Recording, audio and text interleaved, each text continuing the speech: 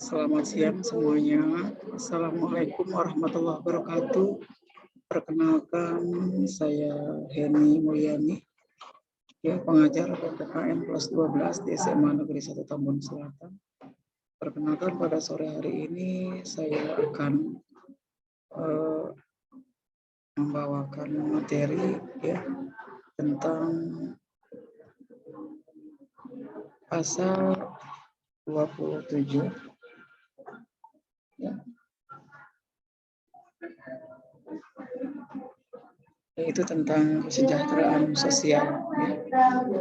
Kesejahteraan sosial adalah merupakan suatu kondisi yang mana harus diwujudkan bagi seluruh masyarakat Indonesia atau warga Indonesia di dalam pemenuhan kebutuhan baik material maupun spiritual, dan agar sosial dapat hidup dengan layak dan mampu mengembangkan diri sehingga Indonesia dapat melaksanakan fungsi sosialnya. Kesejahteraan sosial di negara Indonesia belum terlaksana dengan baik dewasa ini, terutama adalah mencakup masalah pendidikan, ya. Contohnya masih banyak anak-anak usia di bawah umur yang masih belum mendapatkan pendidikan dan kehidupan yang layak, serta salah satu faktor penyebabnya adalah yang menyebabkan itu terjadi kurangnya perhatian pemerintah terhadap warga yang kurang mampu. Contohnya digambar di bawah ini adalah keluarga miskin yang terpaksa hidup di pinggiran dalam gubuk akibat daripada tergusurnya oleh pembangunan tol. Peristiwa ini dialami oleh keluarga yaitu di daerah Tangerang, Banten. Kepala keluarga Arifin hanya mengandalkan kemampuannya mengobati orang untuk memenuhi kebutuhan sehari-hari. Mereka sempat terpaksa minum air comberan karena tidak mampu membeli air bersih. Berita ini diberitahukan pada tanggal 7 Mei tahun 2018.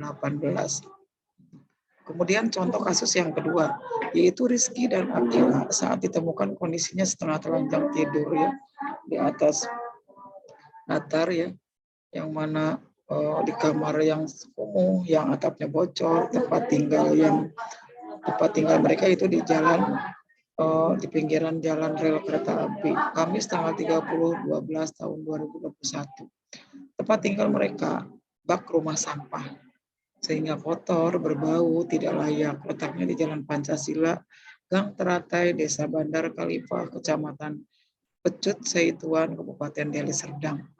Tepat di pinggiran rel kereta api saat dijumpai Rizky, umur 8 tahun, tak bercelana. Sakila Dwi Putra alias Akila, usia 7 tahun, hanya mengenakan popok sesekali pakai dan raihan, umur 3 tahun, telanjang dengan perut membusung.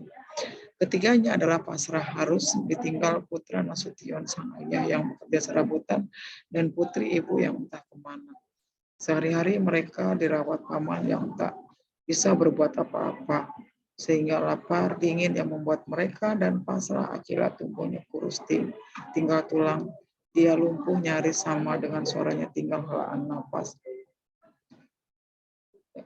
Penyebab terjadinya akibat daripada kesenjangan sosial tadi yang terjadi pada keluarga tadi itu adalah satu, kurangnya finansial keluarga, kedua, kurangnya kesadaran masyarakat untuk membantu sekitarnya, ketiga adalah pelanggaran amanat pemerintah setempat, keempat, kurangnya usaha untuk diri sendiri, dan kelima, kurangnya lapangan pekerjaan. Di sini ada bukti dokumentasi, ya, film sebagai rekaman tadi.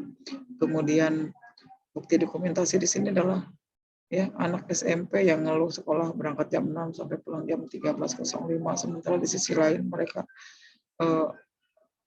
di sisi waktunya harus meminta-minta dengan mengemis, kemudian hidup di jalanan, ya, ada yang sambil berjualan orang. Sesuai dengan pasal 34 ayat 1, terdapat beberapa hak yang tidak terdapat di dalam kehidupan yang semestinya dilakukan oleh masyarakat, yaitu hak kehidupan yang layak, yaitu fakir miskin serta anak jalanan yang ada di Indonesia tidak mendapatkan kehidupan yang layak.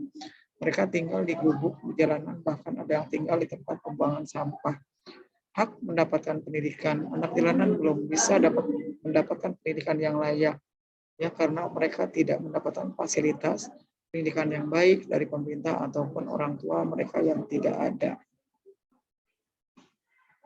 Pengingkaran kewajiban di sini adalah melanggar pasal 34 ayat 1, yang mana tidak terpenuhinya kewajiban yang harus dilakukan oleh pemerintah yang harus dilakukan dan didapatkan oleh masyarakat. Satu, harusnya kewajiban pemerintah untuk mensejahterakan rakyat. Di sini seharusnya bagi mereka yang fakir miskin dapat memberikan bantuan agar dapat mendapatkan kehidupan yang lebih layak, serta membantu anak jalanan untuk mendapatkan tempat tinggal dan pendidikan.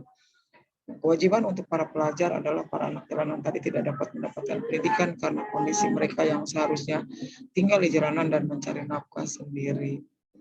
Kemudian solusinya bagaimana? Kira-kira dari kedua permasalahan tadi, ya, dari terlantarnya kehidupan yang semakin meningkat, ya, karena mungkin karena faktor ekonomi yang dilakukan oleh keluarga yang berpendapat juga ke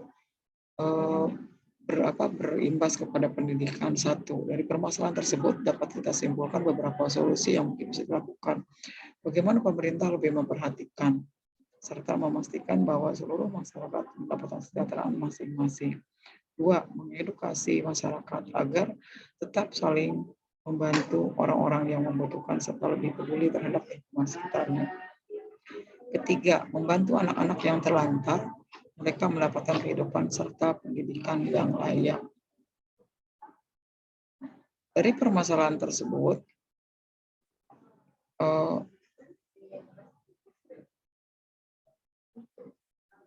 di mana kiranya kita sebagai anggota masyarakat, juga sebagai aparat dan pemerintah, gimana cara menyiasati atau mengambil satu tindakan agar permasalahan anak-anak jalanan tadi tidak semakin meningkat, begitupun tingkat pendidikan yang seharusnya mereka dapatkan itu adalah